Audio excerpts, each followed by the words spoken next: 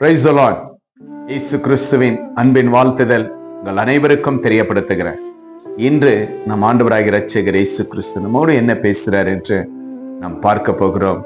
ஓசியா 12ஆம் அதிகாரம் 6ஆம் வசனம், இடைவிடாமல் உன் தேவனை நம்பிக்கொண்டு இரு.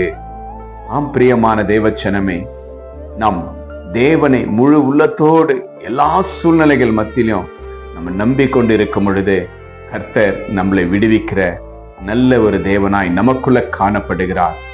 இப்படிதான் தானியேல் இடைவிடாமல் எல்லா உபத்திரங்கள் மத்தியிலும் இடைவிடாமல் செபித்து கொண்டிருந்த ஒரு தேவ மனுஷன்.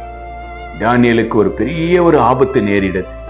அந்த நேரத்துல சிங்க கபில தானியேலை போடும் பொழுது கர்த்தர் அந்த சிங்க கபில இருக்கிற எல்லா சிங்கத்துடைய வாய்களை கர்த்தர் கட்டி போட்டார்.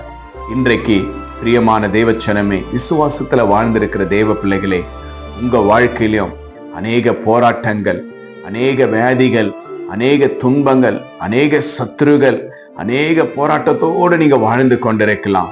ஆனா எல்லாவற்றிலும் நீங்க தேவனிடத்துல இடைவிடாமல் அவரை நம்பி அவரிடத்துல நம்ம இருக்கும் பொழுது கர்த்தர் நமக்கு வருகிற எல்லா உபத்திரத்திலும் எல்லா தோல்விகளிலும் கர்த்தர் நம்மளை விடுதலையாக்கி நம்மளை ரட்சிக்கிற தேவனாய் நமக்குள்ள காணப்படுகிறார்.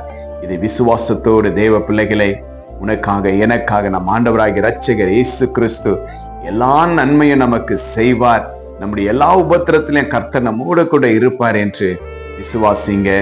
இடைவிடாமல் தேவனை நம்ம நம்பி இருக்கும் பொழுது கர்த்தர் எல்லா உபத்திரத்திலிருந்து நம்மை விடுவித்து பாதுகாத்து வழிநடத்துகிற தேவன் நமக்குள்ள இருக்கிறவராயிருக்கிறார்.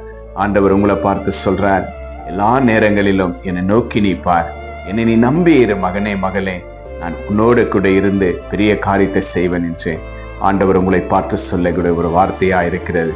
விசுவாசிங்க, கர்த்தர் உங்களை அப்படியே வழி நடத்துவார். நாம் ஜெபிக்கலாம். நேசிக்கிற பரலோக பிதாவே, அருமையான இந்த நல்ல வேலைக்காய் ஸ்தோத்திரம் ஆண்டவரே.